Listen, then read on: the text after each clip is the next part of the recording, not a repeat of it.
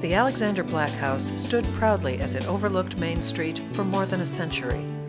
Once painted a deep green, the home was the epitome of a Queen Anne Victorian of the late 1800s. Beautiful trim, a strikingly tall tower, a large wraparound porch. Over the years, the home would see its share of change. The tower would be removed. The porch would be enclosed. Sunlight no longer beamed through the stained glass window. The front yard receded a bit as Main Street got a little wider. And gradually, Alexander Black's home transformed into a more modern commercial facility with white vinyl siding protecting the exterior. On December 18th of 2002, Alexander Black's home would experience a change like no other, forever making its move into history.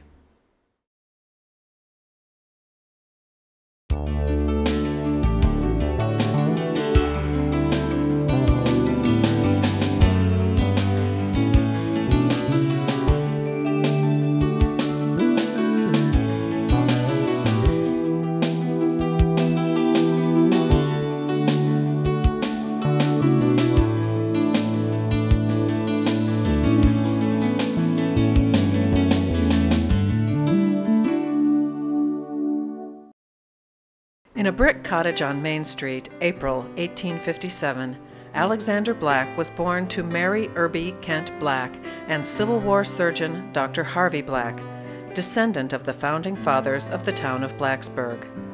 At the age of 15, Alexander Black enrolled in the first session of Virginia Agricultural and Mechanical College, now known as Virginia Tech, where his father was the first rector of the Board of Visitors. While attending college, Black was initiated into the Pi Kappa Alpha fraternity, becoming president of the Epsilon chapter in 1876. According to fraternity records, he never graduated but entered the business world soon after leaving college, establishing the mercantile firm of Black & Payne and becoming senior partner in two leading businesses in town, Black & Logan and Luster Black Hardware Company. In 1881, Alexander Black married Elizabeth Kent Odie. The couple later adopted their only child, a daughter, Mary Louise, who passed away from illness in her early adulthood. Alexander Black also served as the first president of the Bank of Blacksburg, a year prior to building his first home in 1892. At that time, the house could be described as simple and unassuming.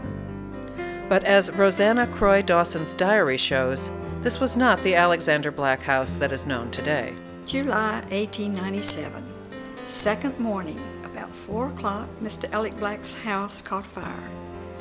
No one knows how, for there wasn't anybody in the house, for he and his wife was gone to some springs for his health.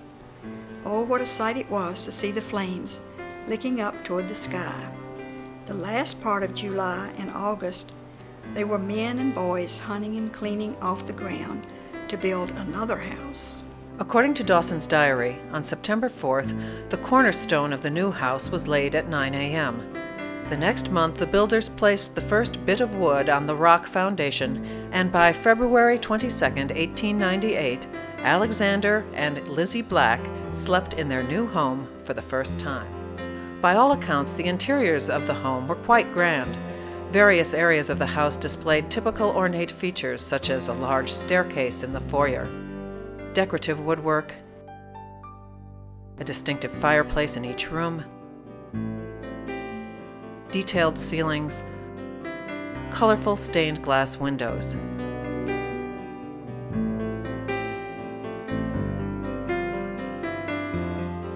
In the years following Alexander Black's death in 1935, the house changed ownership several times, while maintaining service as a funeral home.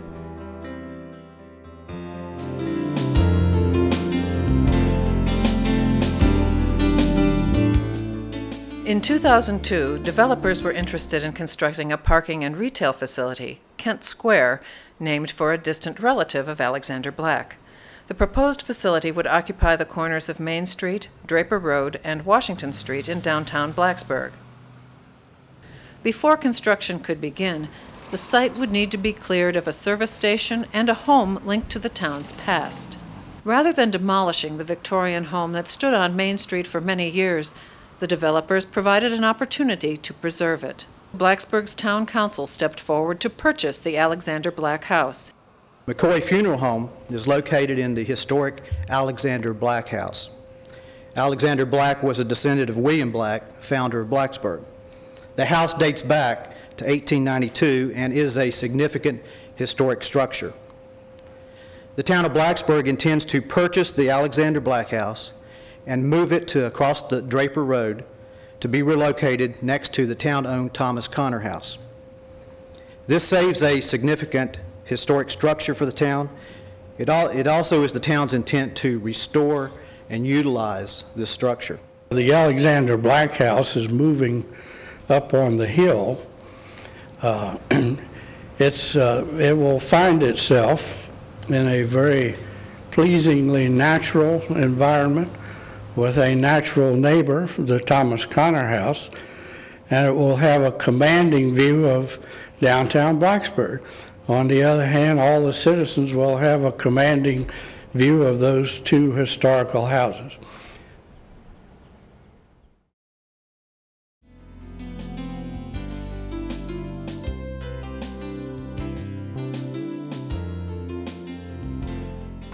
Months before the day of the move, Alexander Black's house was again transformed.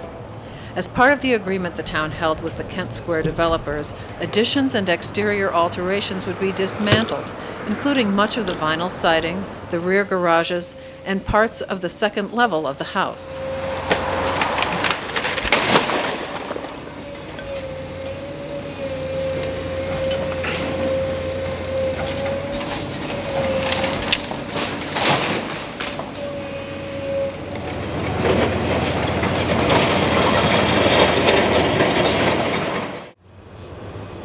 Special care was taken to protect the original structure. Openings remaining after the partial demolition were temporarily closed, and the house was braced for relocation. Day by day, the house appeared slightly different. Siding removed here, weather covering added there. Meanwhile, across Draper Road, preparations were also being made. What started off as sloping green grass next to the Thomas Connor House was going to become the new location of the Alexander Black House. In order to move the house and raise it to the proper height without damaging it, the home would require a straight path both horizontally and vertically. First, Blacksburg Public Works crews installed fencing to secure the site. Then the crews began the process of excavating the lot for the foundation. After a week of digging, this part of the job was complete.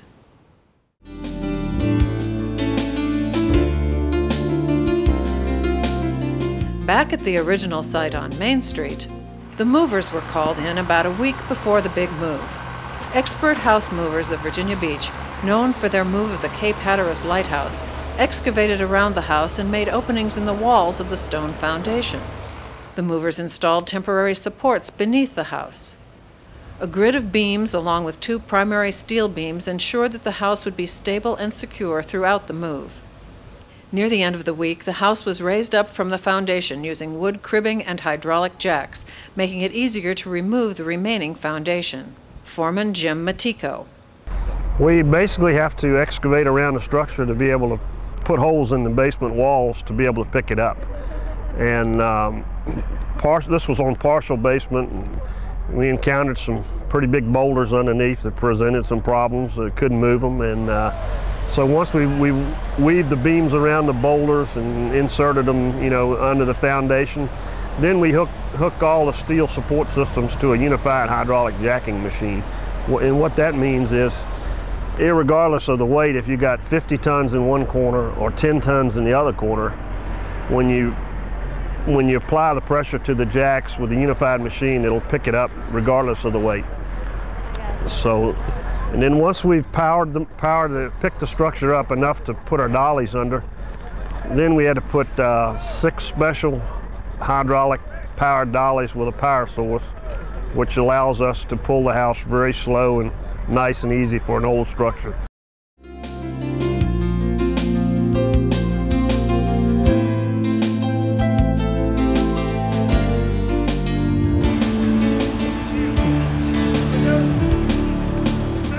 Excitement was in the air as the historic event that was anticipated by many was finally here.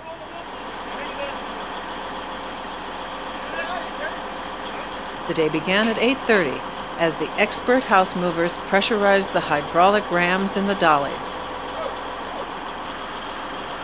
removed the wood cribbing supports, and placed lumber in the path of the house to provide a level and even moving surface.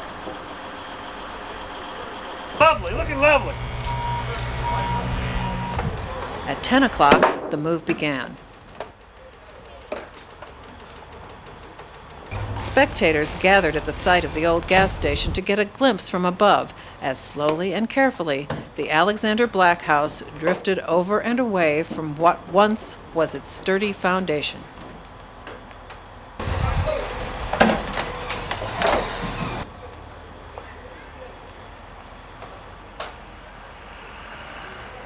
As the word got out that the house was beginning its move, the crowd grew.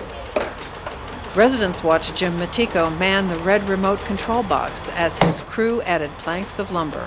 Watch that board behind that tire there. And adjusted the chains.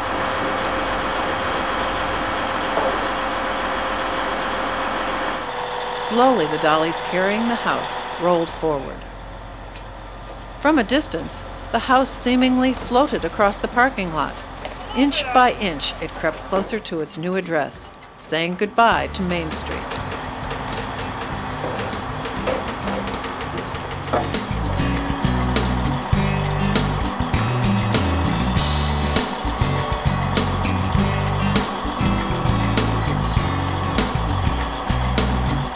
By 11:15, the Alexander Black House was stopped at the edge of Draper Road, patiently awaiting the publicized lunchtime move.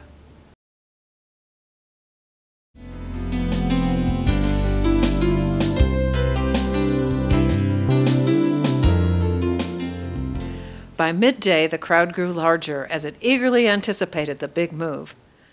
As the move resumed at 12:30, children and adults alike watched in awe, keeping an eye on the massive structure while the movers guided the house carefully across the road with ease.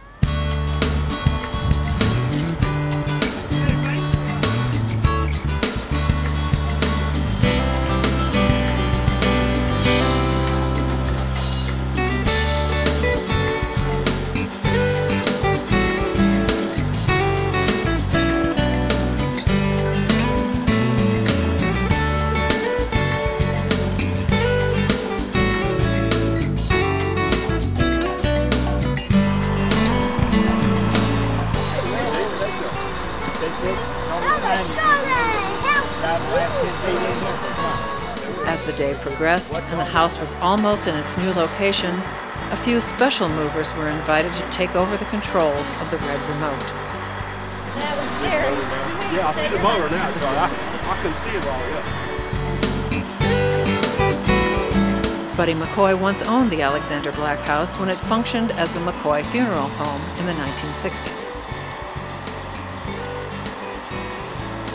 Blacksburg's mayor of more than 20 years, Roger Hedgepeth, was delighted to lend a hand in moving the historic house. All right, have at it. Tell me where you move it to the right. All right.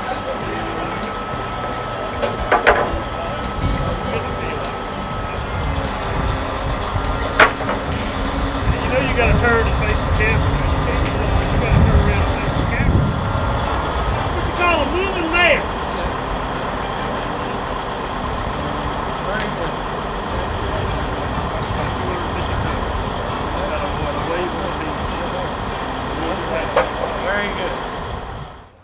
By 2 o'clock, the house was in place and the crowd faded to a few observers. Such a bare spot over there where it's been, my word. This is really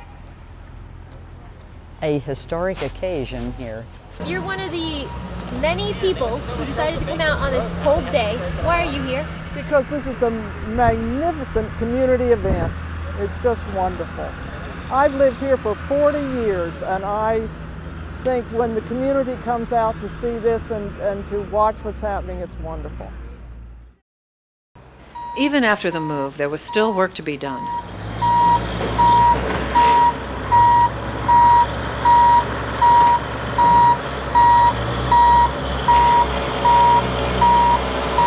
Once the wheels were removed from beneath the house, the movers again installed the wood cribbing and used the hydraulic jacks to raise the house a few inches at a time.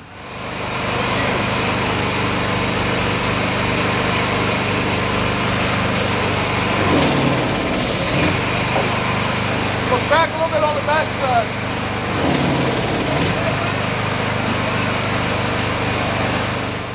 Mover John Matico.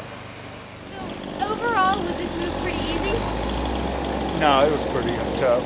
All the rocks under it's bad, and it had some rocks on there that we couldn't get out of the way.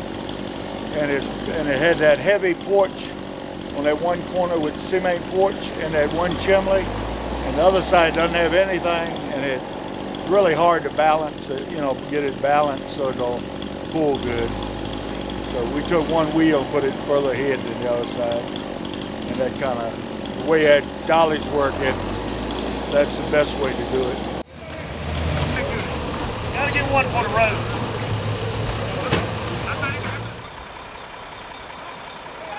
The following day, the job was complete. In all, 8 pillars of wood cribbing were used to elevate the house approximately 13 feet 9 inches, making room for the basement and foundation and matching the elevation of the Thomas Connor house. I see you.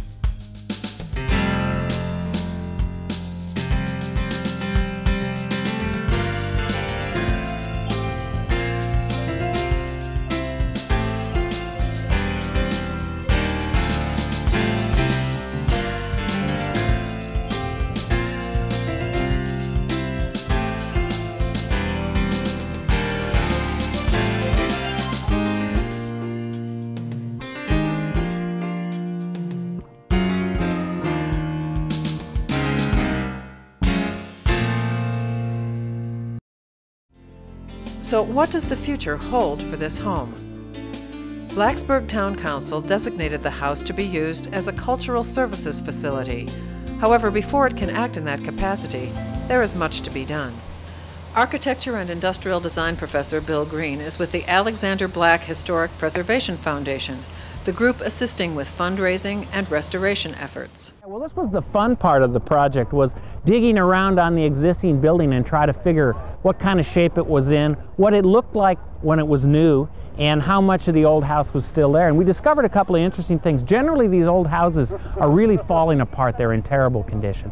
When you looked at the outside of this thing, it didn't look well preserved at all. It was covered with vinyl siding. All the exterior ornamentation is missing. But it turns out that underneath the house is in incredibly good shape. The structure is excellent, and things that you'd never expect to be good are good. The plumbing is good, the wiring is good, the roof is good. You know, the thing is in amazing structural and usable condition. The opposite of what you usually get, which is something that looks okay, but actually is falling apart, right?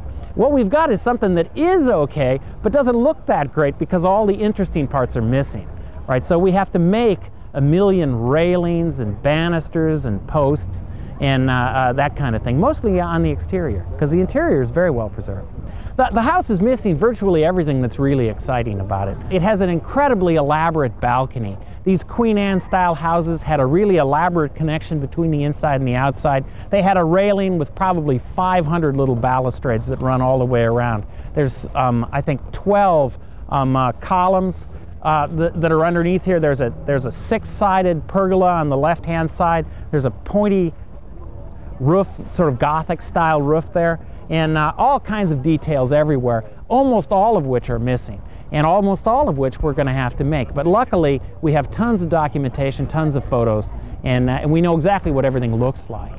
So, you personally, what is your favorite part of the house? Oh, obviously right now when you walk through the house, the stairwell is incredible. The stairwell is, you know, would impress anyone. It's quarter sawn oak. It's in beautiful condition. It hasn't been modified at all. It has a stained glass window. It has all kinds of details that are great. When it's done, I think the porch will be the most impressive thing. But basically right now the porch is non-existent. It's completely filled in. You can't see anything. But when it's done, it'll be incredible. But there's a lot of work before that point.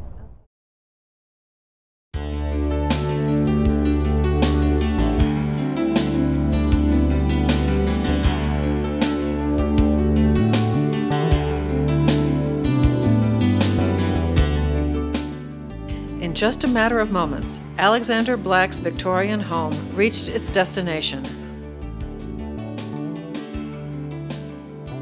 overlooking its past while awaiting its future. For more information about the Alexander Black House and preservation efforts, visit www.blacksburg.gov or call 540-961-1126.